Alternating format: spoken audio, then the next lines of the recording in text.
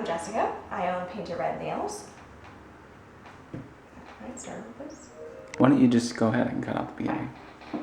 Hi, I'm Jessica. I own Painted Red Nails. I've been in the nail industry for over 10 years, and here are some of the questions I commonly am asked about how to care for nails at home.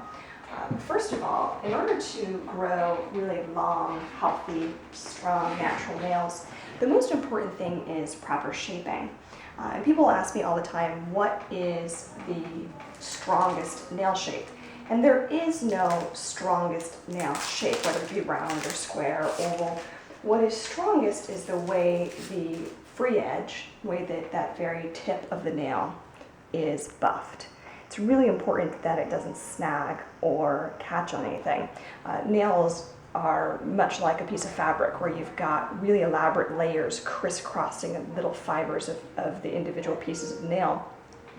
And when those are fraying at the edge, that's when you get into all kinds of trouble, when it catches on something and pulls. So whatever desired shape you're looking for, and we'll get into that in a little bit as far as how to do the most attractive shape for your nail bed, how to do various shapes. But whatever you choose, it's important that you use the right grit nail file. You want to use something really soft. This is a 400 grit. That refers to the amount of little pieces that are in it. So the higher the number, the smaller the pieces and the softer it is. This side here is 180. And this I'm only going to use when I'm trying to create big change of the nail. So if I'm going to try to take this squarish nail and turn it into an oval, I'm going to have to do a lot of shaping. I'm going to want my heavy lifter here to take a lot of the nail off. But I will always finish my work with the softer side of the file, gently buffing it smooth to prevent any snagging. It's really about how you finish that edge. Even when using a rougher file though, you want to be really gentle to not overwork the nail and create separating of those layers. So we'll start with doing a square nail to demonstrate how to accomplish that shape. When you're shaping for square, it's really how you hold your nail file is going to determine the free edge. If you hold it really perpendicular to the nail, really flat, I mean not tilting this way, or this way, you're going to get a perfectly straight nail, and it's really pretty easy to just file back and forth, maintaining that straight position of the file. Again, if you want to accomplish a lot, you can use the rougher side. I just recommend you not really saw back and forth too aggressively if you're using a rougher file. Keep it nice and gentle, but you can go pretty boldly with a real soft file. And then I'm just going to sort of touch up the edge a little bit to soften these corners so they're not daggers. But while I was filing that straight, I kept it real perpendicular. And that's really all there is to it, to get that even straight across nail. I recommend holding the finger so that you have a really good view of what is straight in alignment with the finger, and then just filing straight across. You always want to finish the nail though smooth. So now I've acquired my look, the shape that I want. I'm going to bevel, it's called, at a 45-degree angle upward. I'm really, really very light with this. I'm just sort of cleaning out the underside of any loose nail that's stuck to the bottom. And I'm going to do that also from the top.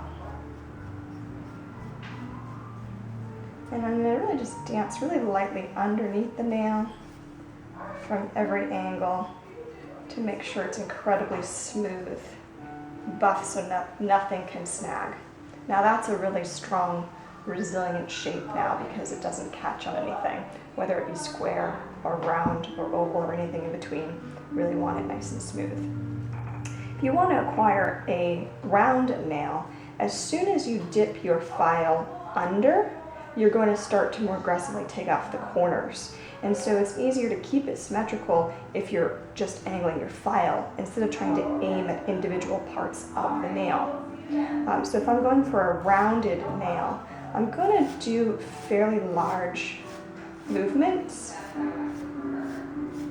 And I do want to get some chunk off this corner, so I'm going to use the rougher side of my file.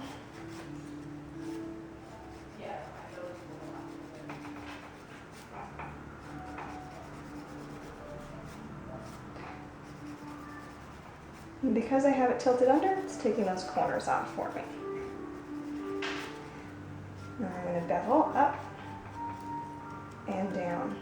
And it's easy to keep it pretty symmetrical if you're not thinking about an individual part of the nail, but just kind of creating that shape with the file.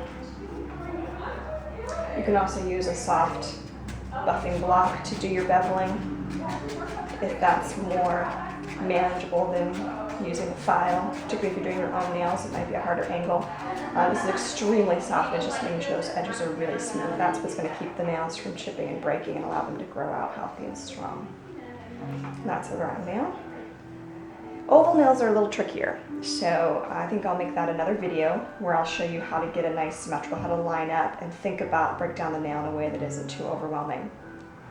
So making sure that you've got your edges smooth is what's going to really grow out the nail. People ask all the time what they can put on their nails or what they can do to grow them out, but shaping them frequently is really important. It's really all about whether or not they chip or break. I laugh when people say I can't grow my nails. I say you can grow them, you just can't keep them because it's the chipping and the breaking that is the problem. And when they're buffed smooth, they don't chip and break. So life, the way we use our hands, they're gonna get torn up a little bit in the next few days. Recommend if you really have a problem with growing your nails out, make it a point to shape them twice a week. Use something really soft, even if the shape still looks nice. Take out that really soft file and go under those edges again halfway through the week. Just take it really lightly and sort of dance underneath to smooth anything that could snag. Weekly is appropriate for most nails, but if you're having trouble and trying to get out of a rough place, then I recommend twice a week. And that's going to make all the difference for nice, healthy nails.